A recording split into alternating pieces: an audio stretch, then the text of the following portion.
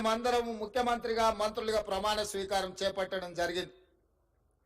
ఏ LB స్టేడియంలో మాకు ఉద్యోగాలు వచ్చి మేము బాధ్యతలు తీసుకున్నప్పుడు మా కుటుంబ సభ్యులు ఎంత సంతోషంగా ఉన్నారో, కొన్ని సంవత్సరాల నుంచి నియామకాలు జరగక ఉద్యోగ ఉపాధి అవకాశాలు లేక లక్షలాది మంది నిరుద్యోగ యువకులు నిరాశ చెందుతున్న సందర్భంలో మా మంత్రివర్గం ఆలోచన చేసి సంవత్సరాల కొద్దీ వాయిదా పడుతున్న ప్రభుత్వ ఉద్యోగాలను 90 రోజుల్లోనే 30,000 ఉద్యోగాలు వాళ్ళ తల్లిదండ్రుల కళ్ళల్లో ఆనందం చూసే విధంగా, వాళ్ళ కుటుంబ సభ్యులు సంతోషపడే విధంగా అదే ఎల్బీ స్టేడియంలో 31,000 మంది నిరుద్యోగులకు ఉద్యోగ నియామక పత్రాలు మేము అందించడం జరిగింది.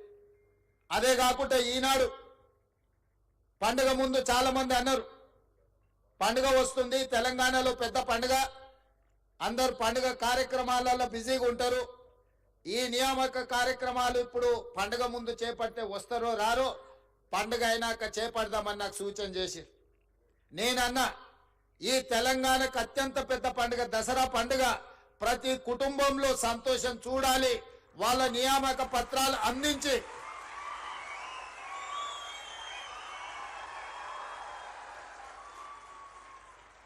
1635 మందికి ఉద్యోగ నియామక పత్రాలు అందించడం ద్వారా ప్రతి వాళ్ళ కుటుంబాలలో ఏ విధంగా అయితే మనకు బాధ్యత వచ్చినప్పుడు, పదవులు వచ్చినప్పుడు మన కుటుంబ సభ్యులు సంతోషపడ్డారో, ఇవాళ వాళ్ళకు కూడా ఉద్యోగ నియామక పత్రాలు ఇస్తే వాళ్ళ తల్లిదండ్రులు కూడా అంతే సంతోషంగా దసరా పండుగ చేసుకుంటారు, వాళ్ళ కళ్ళల్లో ఆనందం చూడాలి. ఉద్యోగాలు వచ్చిన వాళ్ళే కాదు, వాళ్ళ తల్లిదండ్రులను కూడా ఈ కార్యక్రమానికి ఆహ్వానించండి, శిల్ప కళావేదికలో ఏర్పాటు చేయండి అని చెప్పి మా అధికారులకు ఆదేశించడం జరిగింది. ఈరోజు ఇంత అద్భుతమైన ఇంత మంచి కార్యక్రమం, నేను చాలా సభలు సమావేశాలు మీకు తెలుసు వెళ్తుంటాను, ఆ సభలలో సమావేశాలలో సంతోషంతో కొట్టే చప్పట్లు లేకపోతే కూలీకి వచ్చిన వాళ్ళు కొట్టే చప్పట్లకు తేడా నేను గుర్తిస్తా.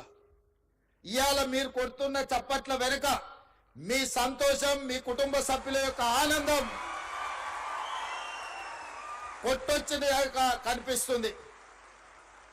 ఎందుకంటే ఏళ్ల కొద్దీ నిరీక్షించే మీ కళ ఈరోజు సాకారం కాబోతుంది.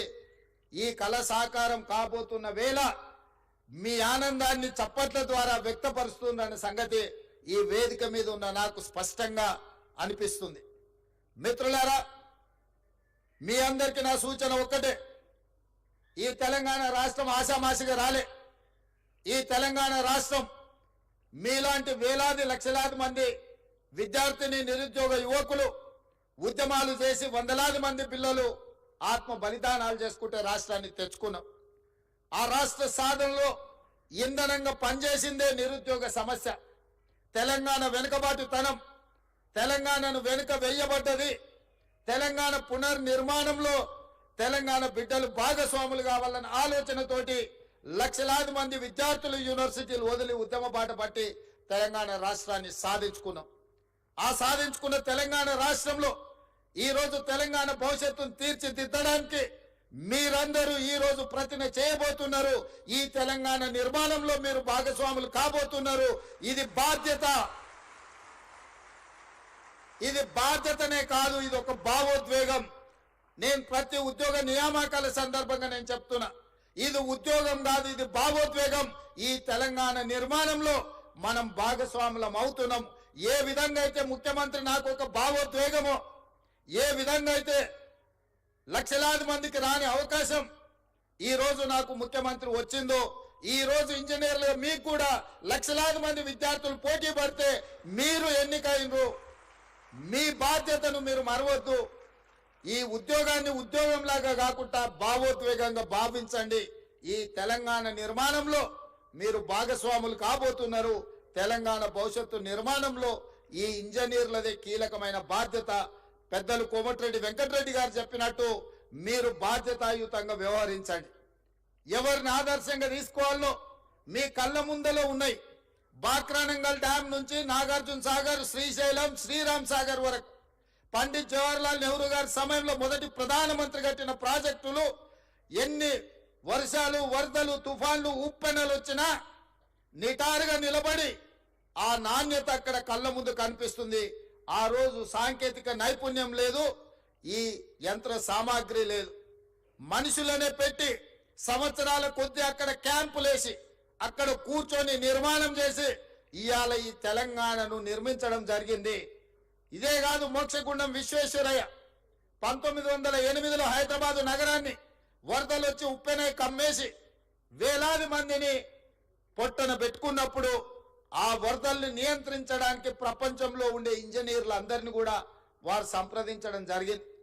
అందులో మోక్షగుండం విశ్వేశ్వరయ్యను వారు నియమిస్తే వారు ఈరోజు నిర్మించిన man made wonders Osman Sagar, Himayat Sagar, మనం ముద్దుగా పిలుచుకునే గండిపేట నుంచి మొదలు పెడితే పురాణపూర్ బ్రిడ్జ్ల వరకు ఈరోజు హైదరాబాదు నగరంలో ఆనాడు ఈ వరదల్ని, అనంతగిరి కొండల్లో నుంచి వచ్చే వరదల్ని నియంత్రించడం ద్వారా, నిలువరించడం ద్వారా గండిపేట, ఉస్మాన్ సాగర్లను నిర్మించి ఖాళీ నీళ్ల కోసమే కాదు వాటిని తాగునీటి వనరులుగా మార్చి లక్షలాది మంది హైదరాబాద్ ప్రజలకు దాహార్తిని తీర్చడానికి మోక్షగుండం విశ్వేశ్వరయ్య నిర్మించిండు.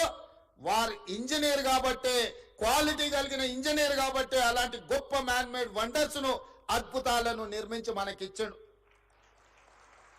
115 సంవత్సరాలైనా మొన్న ఎండాకాలంలో గోదావరి, కృష్ణలో కరువు వచ్చి ఎండిపోయి తాగునీటి సమస్య ఏర్పడ్డప్పుడు హైదరాబాదు నగర దాహార్తిని తీర్చింది ఉస్మాన్ సాగర్, అదే విధంగా ఈ గండిపేట్.